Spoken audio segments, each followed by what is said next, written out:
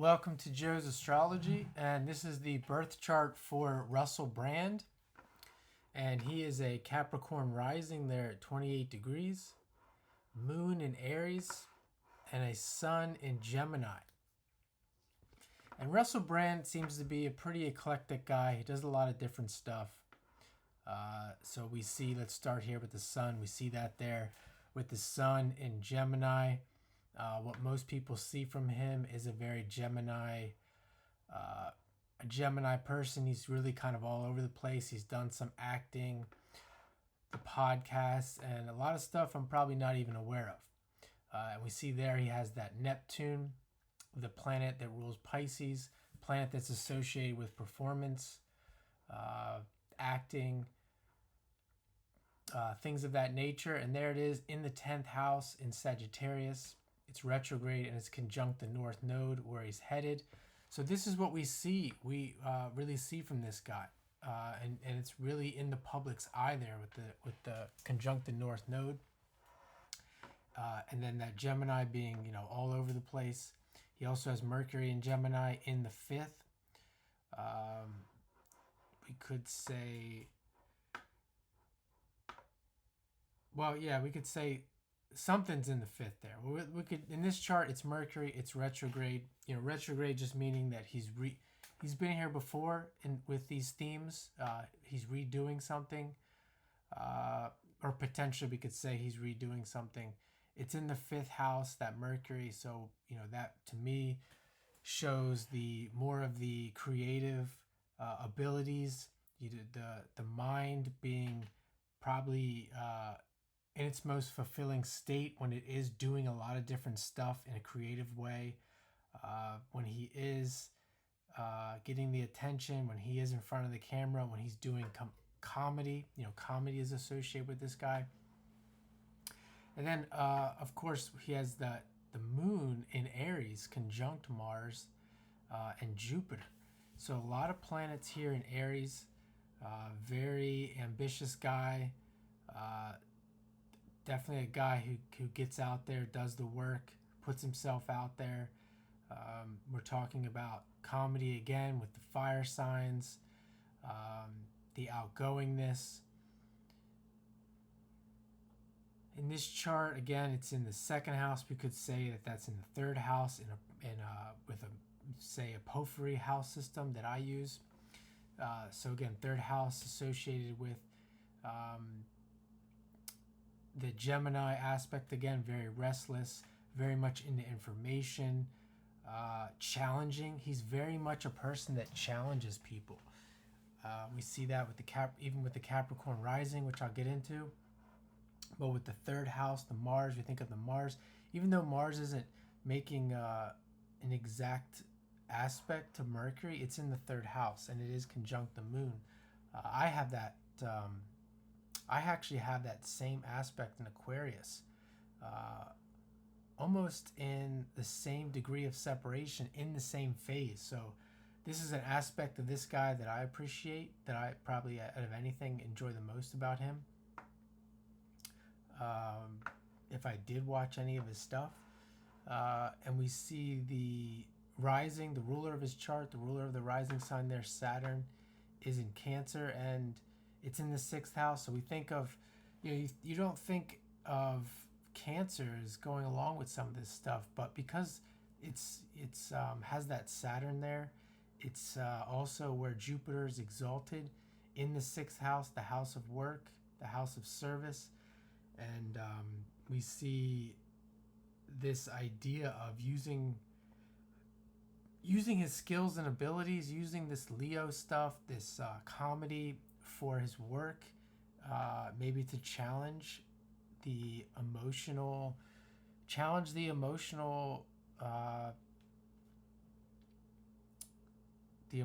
body of the people that watch him. It's not really the word I'm thinking of, but definitely challenging the emotional state, or the emotions and the security of Cancer, the inner security of the people that watch him. I mean, you're definitely, if you're going to watch someone like him, you're going to have to be pretty secure within yourself. You can't be offended easily. You can see the Venus in Cancer though on the 7th. With Venus on the 7th, he does come across like he cares though. He's got a lot of his stuff there is pretty serious. He's a thinker, as I said, that Gemini, the third house stuff, especially that third house moon. And Aries. Aries is an important sign for intellectual people. That's often missed with a lot of people. That people have planets in Aries. We think of competition and athleticism and things of that nature, but it's definitely an intellectual sign. In some texts, and some ancient texts, or some astrological texts, we see when Mercury's in the first house, it's at the helm, as they would call it, and it's a good place to have Mercury there in the first house. So we'll come back to that, but having this Venus in Cancer on the 7th, definitely a lot of people are going to get that, even through some of the topics and the discussion that he gets into. With that Venus on the 7th, people are going to see that he is a guy who ultimately has good intentions. Or at least they would, a lot of people would perceive it that way. We can see if we can see any aspects here. He has a sun in just about exact sextile to Mars and also Jupiter. So we see more of that assertiveness, more of the counseling, the teacher type with that Jupiter and Mars contacting that sun. Teaching, willing to teach people, desiring to teach people. And we also see that with the Neptune and with North Node. This is really a fruition state here with this combination, especially in the 10th there. And it's in Sagittarius, which comes back to Jupiter being the ruler.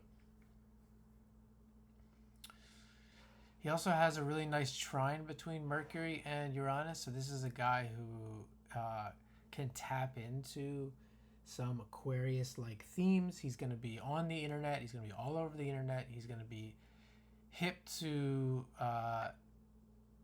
more advanced scientific thinking that really isn't advanced at all, but just anything new and different. He's going to be into it. He's going to be talking about it, interested in it. He's going to have his ear to these types of things. He's going to know what's going on.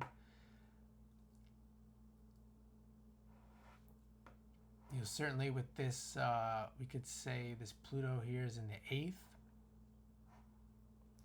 Pluto, the soul, in the 8th. It's making a opposition to the moon. Also opposition to that Mars. A trine to his sun. He's definitely going to be a guy who's interested in hidden things, not going to shy away from taboos, like sexual taboos, psychological taboos, etc. That's important because you don't see any Scorpio in his chart. And you could say that midheaven's at 0 degrees there of Sagittarius, right in between Scorpio and Sagittarius, but it's important to note that because, as I said, you don't see any Scorpio, but we do have 2 planets in Cancer, another water sign, and then, as I said, all those aspects to Pluto.